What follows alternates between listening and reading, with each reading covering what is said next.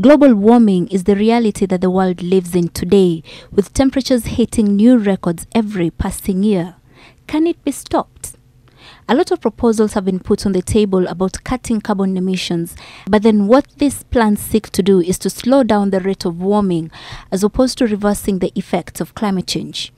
Researchers, however, now want another option considered: solar radiation geoengineering. Solar radiation management is a theoretical proposal for reducing some of the risks of climate change by blocking out a small amount of inbound sunlight.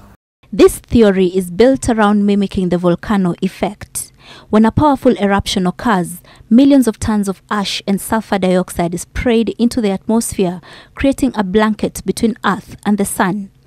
The sulfur dioxide is converted into sulfate particles that reflect sunlight back into space, thereby keeping the Earth's surface cool.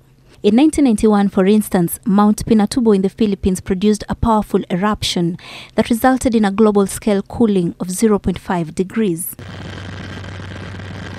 So the researchers are proposing that this can be mimicked by shooting sulfur dioxide particles into the stratosphere and achieving a cooling effect within days. It sounds like science fiction, but it's being taken increasingly seriously by environmentalists and academics who are worried about the problem of climate change and how we're going to deal with it.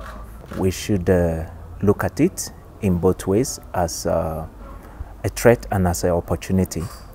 As a threat because it's not been tested yet. We don't know the implications and what that will mean for Africa, who is already a continent that is already impacted by climate change and one of the most vulnerable continents to the impact of climate change.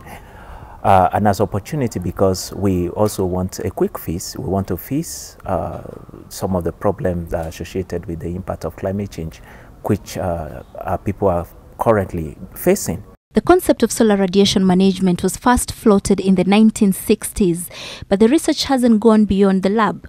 It is only in the last few years that discussions about it have picked up, with many scientists labeling it as controversial. Proponents argue that if it is adopted, then solar radiation geoengineering will be the only known method of rapidly reversing the effects of global warming. Zeynab Wandati, NTV.